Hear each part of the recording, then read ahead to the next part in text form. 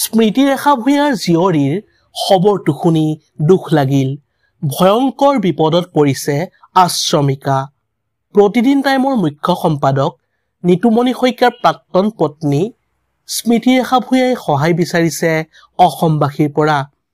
জীয়ৰীৰ এই অৱস্থাত সকলোৱে সহায় কৰক মাতৃ স্মৃতিৰেখা ভূঞাক। স্মৃতিৰেখা ভূঞাই সামাজিক মাধ্যমত ৰাজ্যবাসীৰ পৰা হাতজোৰ কৰি সহায় বিচাৰিছে। প্ৰকৃততে কি হ'ল জীয়ৰী আশ্ৰমিকাৰ লগত? সকলো সবিশেষ জানিবলৈ অনুগ্ৰহ কৰি ভিডিঅ'টো প্ৰথমৰ পৰা শেষলৈকে অলপো স্কিপ নকৰাকৈ চাই থাকিব।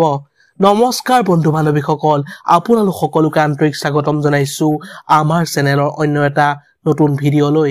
সামাজিক মাধ্যমত স্মৃতিৰেখা ভূঞাৰ 30 নৱেম্বৰৰ এটা বিশেষ পোষ্ট, য'ত তেওঁ জনায় যে আশ্ৰমিকাৰ নামত কোনোবা দুষ্ট চক্ৰই আশ্ৰমিকাৰ ফটো ব্যৱহাৰ কৰি এটা ফেক ইনষ্টাগ্ৰাম একাউণ্ট চলাইছে আৰু সেই ফেক ইনষ্টাগ্ৰাম একাউণ্টটোৰ পৰা মানুহলৈ অশ্লীল ভাষাৰ মেছেজ দিছে।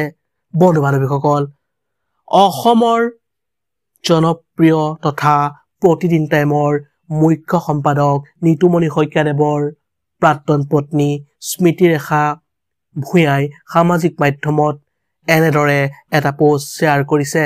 বন্ধু বান্ধৱীসকল, ভিডিঅ'টো আছিল আজিলৈ ইমানেই। অন্য এটা নতুন ভিডিঅ' লগ পোৱাৰ প্ৰতিশ্ৰুতিৰে আজিলৈ বিদায় মাগিছো। ধন্যবাদ। জয় আই অসম।